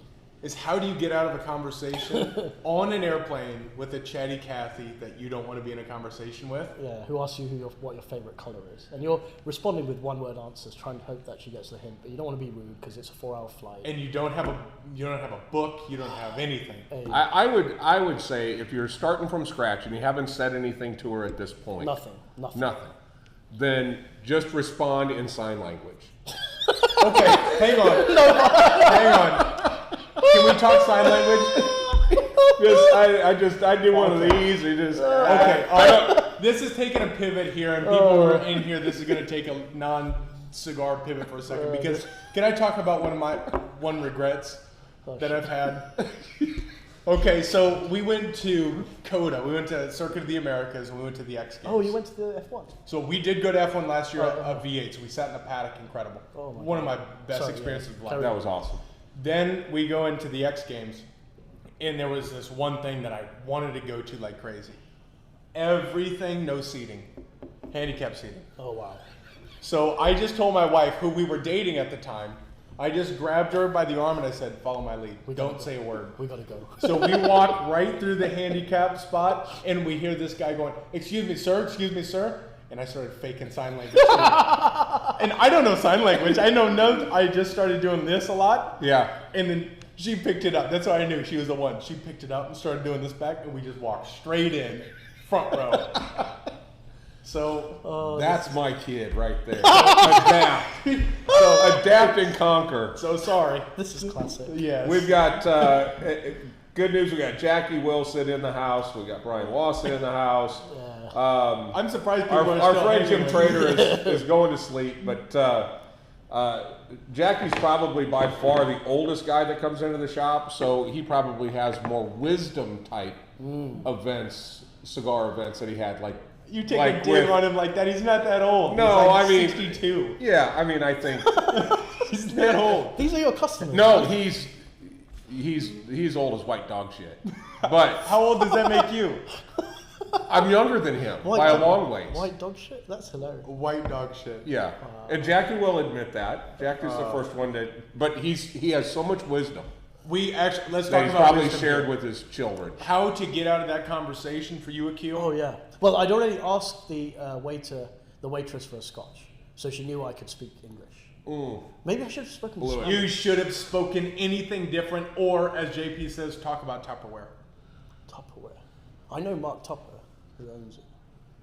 Yeah. Okay, so there's your out. Just say, I have Hold on. do this. If it's an American flight, just say, I have an opportunity for you that I'd like you to explore. And it's called Amway. That person will go to the bathroom and never come back. What is it? Amway is a multi-level marketing The original pyramid scheme. Really? Yeah. But let's be honest, someone who's asking I have somebody- an excellent opportunity for you. Okay. It's called Amway.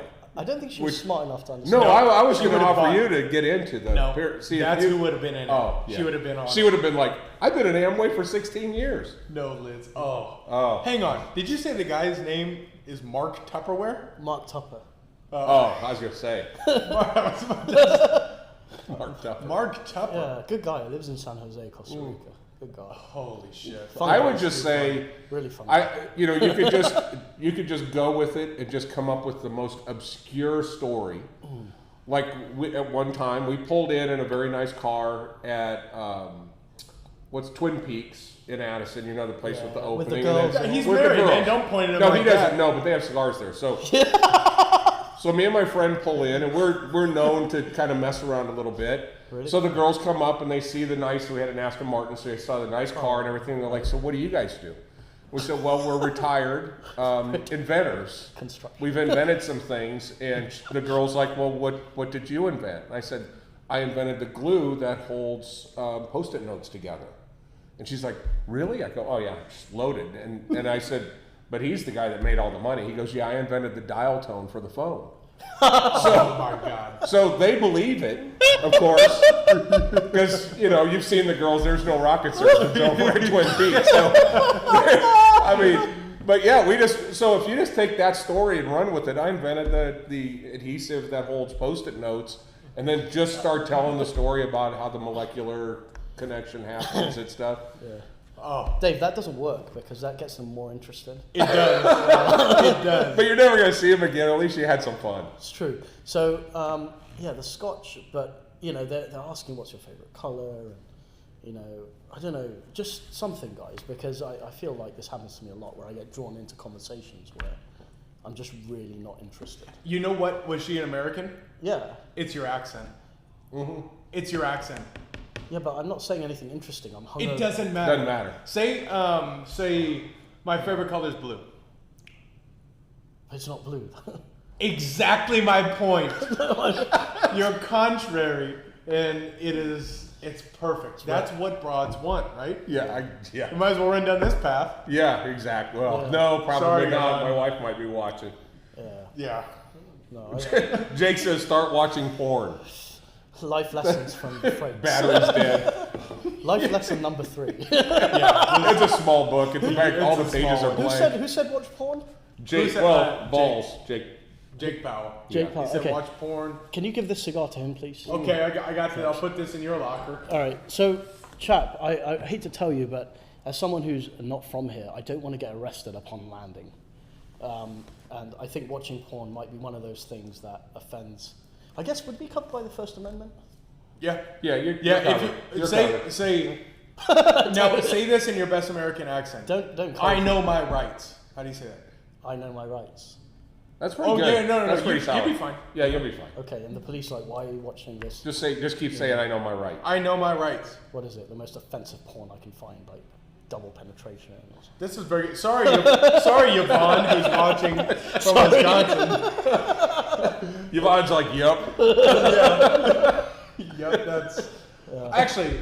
Yvonne, what is the best way to stop a conversation with a chatty Cathy? We don't want to be. What's a chatty Cathy? Chatty Cathy is an old. It's like a Karen. Yeah, I mean, chatty Cathy is that what you call him? A Carolyn? A Karen. A Karen? No, a Karen's just like a bitch.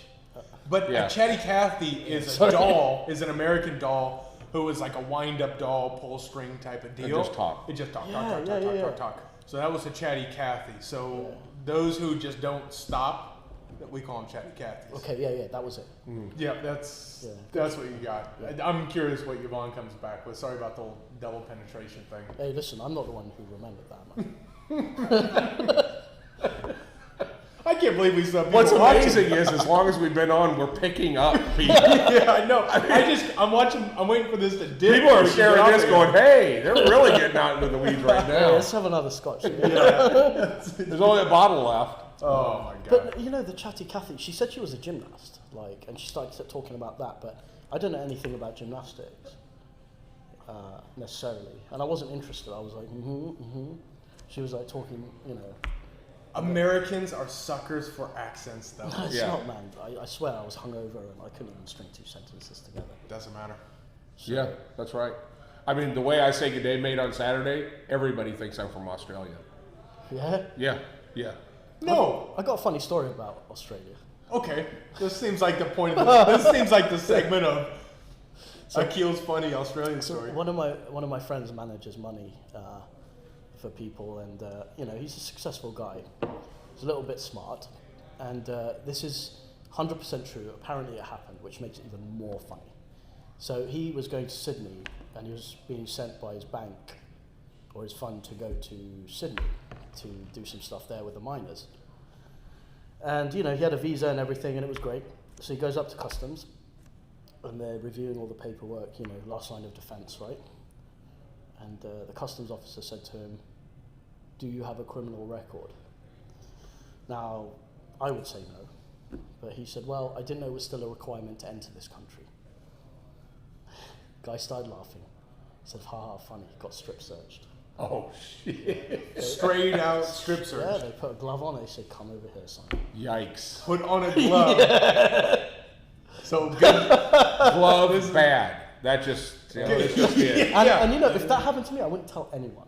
But No. he said, "You know what, guys? I want you to know this, so you don't do it." That means he's got to be sick with the terminal illness. I mean, I don't know, man, but Now, when we had a famous Golf Channel celebrity that came to our house one time, and we were sitting and hanging out, and he started telling us stories.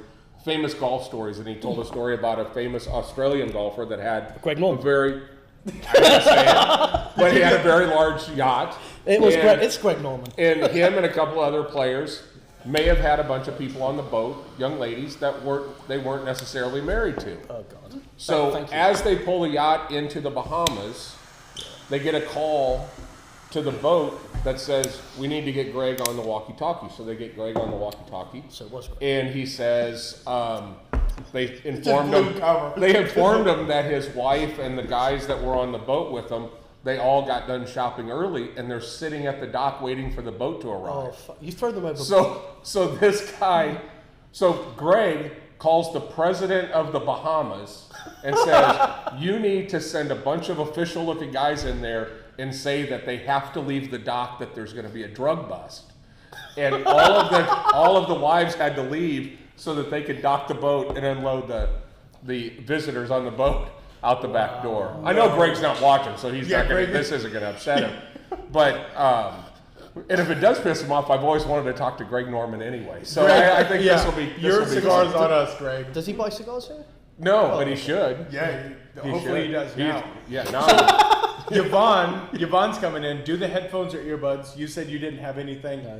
But pull the Elaine on Seinfeld. Are you familiar with Seinfeld? Partially, but not Elaine. Who's Elaine? So Elaine's the young lady that's in Seinfeld, but there's one episode that... Say you're deaf. Yeah. Or you can act like you're deaf. Yeah, but I'd already asked for a scotch.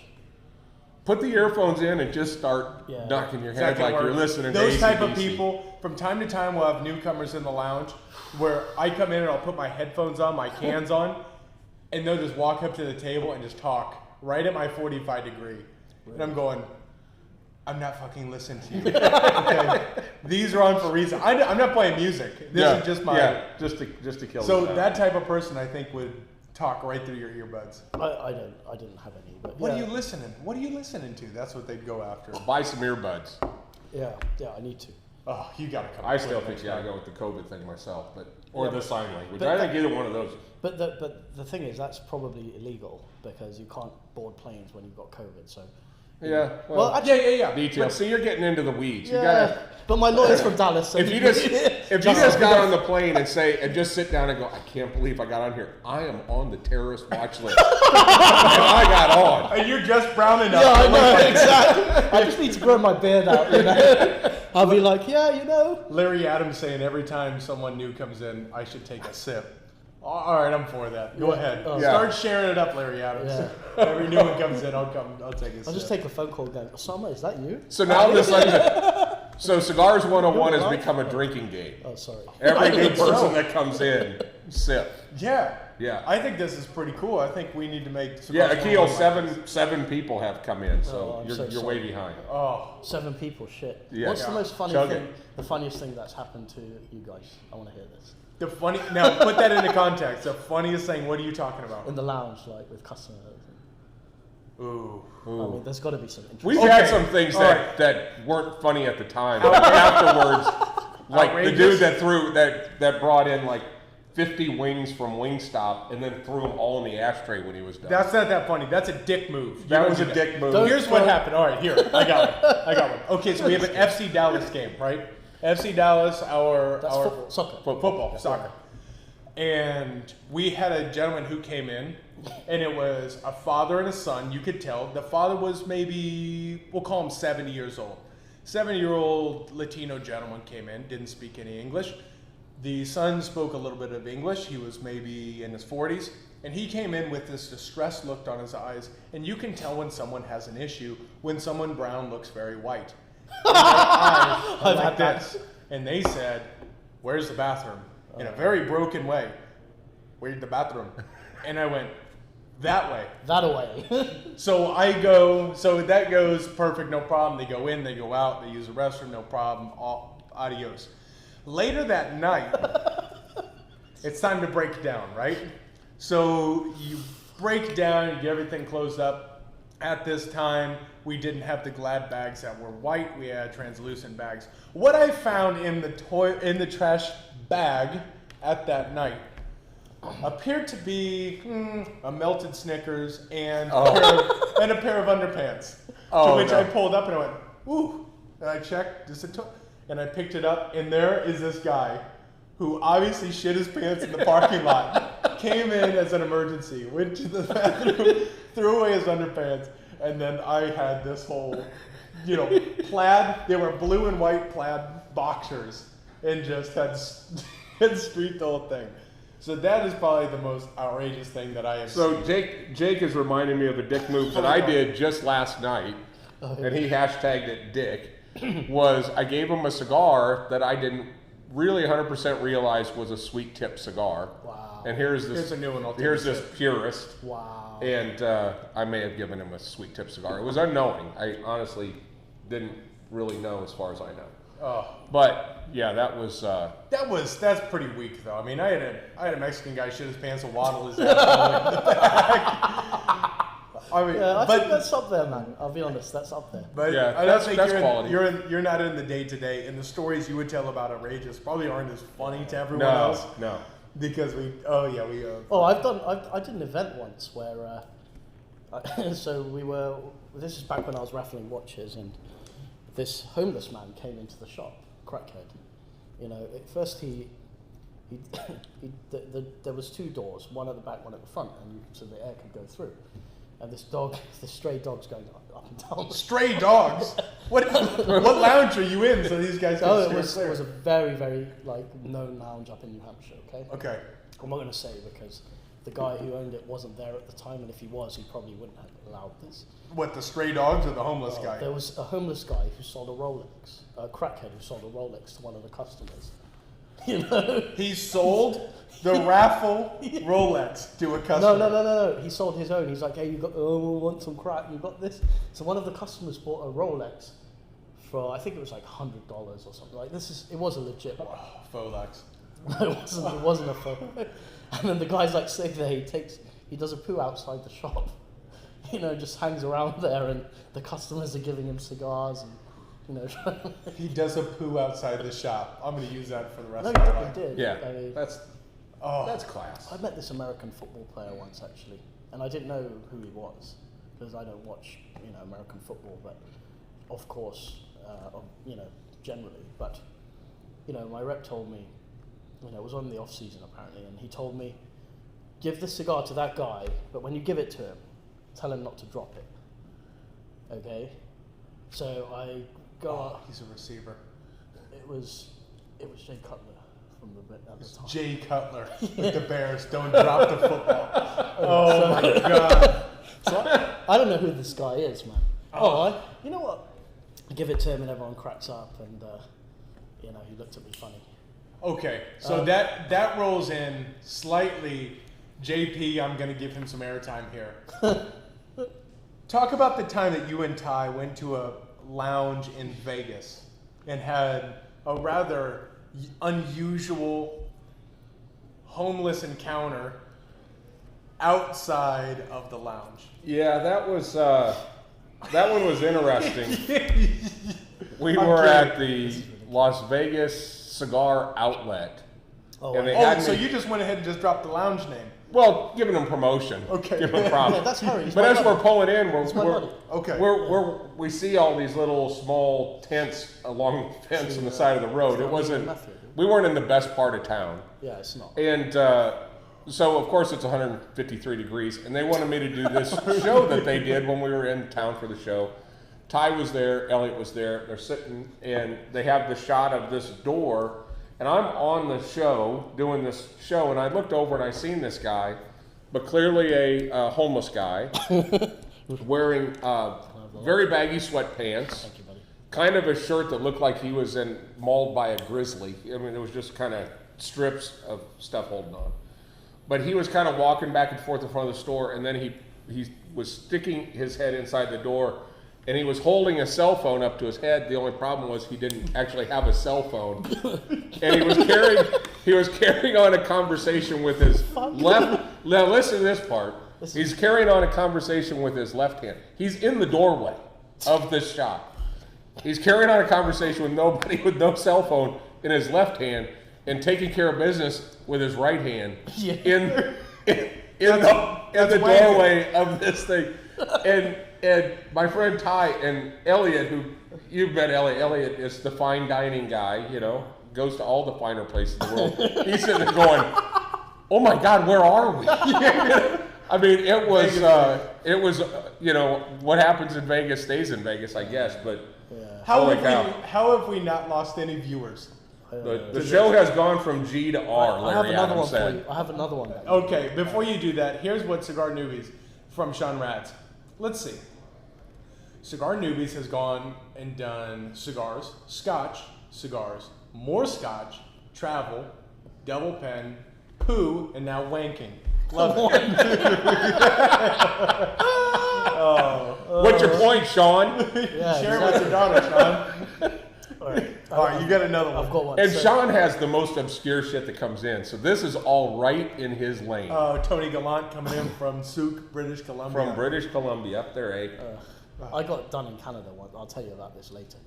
So No, we need to talk about this now. yeah, but let me tell you So do you watch baseball? Do you like baseball? Baseball, yeah, I mean that's kind of a. I'd watch it on a I mean, patch, it's but that's so- about it. It gives immigrants a reason to come in. I agree. But you know, and funnily you say that because I met this guy from Colombia, who his name was Orlando Cabrera, a big cigar smoker.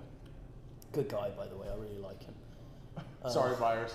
Yeah. Well, no, he won the World Series with the Red Sox. Apparently, I didn't know until. No, he's top dog. Yeah. Oh really? Yeah, yeah. Okay. 'cause Cabrera's he had top a ring. dog. He had a ring like this. Big. Yeah, No. we don't know baseball, but we know that guy's Yeah, pretty no, good. that's top dog. Big guy. Yeah. So you know, I just got off a red-eye flight, obviously hungover as usual, and you know, my rep picks me up at the airport. He said, "Akhil, you know, you didn't ship that limited edition. Retailer's really pissed off with you. We have to go see him." I was like, "Dude, I don't want to see. It's a Sunday. I just want to get a few hours sleep. You know, have like a lobster roll and a glass of Chardonnay, right?" But I was like, "No, we have to do this." So went into the lounge, lit up a cigar, and this guy's there and sitting next to me, and he starts talking to me. And he said, "Oh, so what do you do?" I said, "Oh, I make cigars." He's like, "Which cigar?" I go, "Oh, this one." He's like, "Oh, I love that cigar." And, you know, in front of me, he bought 2 boxes. And I'm like, "Okay, well, you know, that's great, thanks." You know, and then everyone in the room was like, "Oh, I want that cigar too." I was like, "Oh, okay, cool." You know, and then I asked him, "So, where are you from?" He's like, "Colombia." I was like, "Oh, yeah, I've heard the lifestyle's really good in Colombia." He's like, "Yeah, you know, if I go there, I get kidnapped." It's like, "Oh, really? Okay, cool." Change subject. I said, "So what do you so what do you do for a living?" He said, "Oh, I used to play baseball." I was like, "Oh, cool, man. I used to play cricket." You know, because Okay, that's basically. like, yeah, I don't know who this guy is. Like right? one's a sport, and then I'm no pretty one good at knows. it too, by the way. Well, Everyone's looking at everyone in cricket, going, "What do we do here?" This game's gone on for 3 days and no one's won yet? What the hell's going on? Hey, it's the only game I know with a tea break, you know? Like, so when we get talking, it turns out that ring on his finger that's like weighing his hand down is, you know, World Series. And, you know, he's quite a successful guy and good guy and stuff. But it was pretty interesting, actually. You know, I guess if I'd met like Wayne Rooney or Ronaldo or someone like that, I'd probably treat them a bit differently. I met Paul Pierce once. I don't know who the fuck Will Pierce is. I didn't know who he was either. Who is he? Is he a soccer player? No, he's a basketball player. Oh. Oh yeah, he's a pretty famous guy. Oh, Yeah. okay. Yeah. That shows how much I know about that. Yeah, so he took me out drinking once. I didn't know who he was, and we got into all the clubs, and it was really Oh, I fun. bet you got into the club. Yeah. Well, I thought it was my accent, Dave, but it Yeah, wasn't. yeah. Yeah, it definitely wasn't. No, he wanted you for the cigars, that's for sure. Yeah, something like that. Anyway, Well, we've how far off the tracks are we right now? We're just far enough for him to finish talking about drinking with Paul Pierce. well, I want to tell you my Colombia story, Canada story. I can't wait. This is all right. This is the closer. The closer is this cigar business, right? So I'm with the rep, and we're in Washington D.C. Well, we're in Washington State, and there's a Portuguese chicken restaurant I know called Nando's. It's like Portuguese grilled chicken. It's big in England. It's really nice. I like it, and they never used to have it in the United States, so they had one in Canada. So I convinced this guy to drive me to Vancouver, right, to have Nando's, or just across the border from that border in it's just near Bellingham in Seattle, that Right. area. So anyway, he drives me there, and the guy goes, "Oh, what are you doing here? Why do you want to come to Canada?" And I said, "Look, we're just going for lunch." He didn't believe us, obviously. "Do you have any cigars with you?" "No." "I mean, what do you think, man? We just want to go for lunch and we're coming back." He's like, oh, well, we don't really. I said, look, I don't want to stay in your country. I'm already in the US, you know, why would I want to go to Canada, right? And he was like a bit offended by this. I tried to use logic, didn't work. So anyway, these guys followed us to the Nando's to eat lunch, and they sat at the other table. So I'm sitting there, and I bought them all lunch. It's like, do you guys want Like food? the customs guys? Yeah. No way. Yeah, like years ago, and I said, you know, look, I'm literally eating lunch and we're going back. And so, yeah, you know, I bought the customs guys lunch, and by the end they were pretty cool. I was like, you guys don't need to do this. Oh, that is incredible. Well, just to let you know, no matter I love Canada. how far you get off the tracks, Viva Canada. no matter how far you get off the tracks, somebody still buys stuff. Chris Coulter is saying, I'm definitely picking up some Reguis. Akhil has made for a great evening. Oh God, I'm sorry, man. There it goes. Now, I am a little Cheers. disappointed in your sales ability Oh, sorry. because this World Series ring carrying guy probably had a $150 million contract, Yeah. and you sold him $400 worth of cigars. I didn't do You that. should have filled his 14th car garage full of cigars. Yeah, without a doubt. Well, I didn't know who he was. Like, you know, yeah. I have actually been to Bellingham, Washington. Really? Yeah. I'm sorry about that. No, it was actually very interesting. It was right after the Cold War, Oh, really? and Oh, hang on. That's actually pretty cool. that was really cool because I was in Bellingham, Washington. I was a rep. I just started as a rep, and there was a line that we had that was based out of Bellingham. We went up there. The Reagan had just knocked the wall down, and then did our thing. And I'm up there as this young rep, in my early 20s, and they said, "Hey, we're going to play volleyball with a Russian submarine crew that was docked at the port." Oh my God. So these guys come out, and we're all wearing like our, you know, athletic shoes and stuff. They're wearing like wingtips and Adidas sweatpants, and these dudes from 50 feet smelled like they had been in a submarine for a long time. In a Russian submarine. Submarine. And holy cow! But it was like seeing aliens. You know, it was for us to see these Russians. It was a very, very interesting time. Nothing good can come of that, Dave. No. We got the hell out of there. White. So Chris Coulter says white dog shit. Also, JP says Cold War. How old are you? What we say is, He's already Googled Cold War to figure out when that was. yeah, it's not the Cold War kids, but Yeah. we want to say thank you for everyone Yeah. who, let's just be honest, hung in with us, because I can't believe you guys stuck around for an hour and 50 minutes. What is on television anyway that's going to be more entertaining than this? Yeah. That was cool. Come in and buy some Reguis cigars. They are available on industrialcigars.co. And Treat yourself to an Orchard. It is a very, very special cigar. The whole line is fantastic.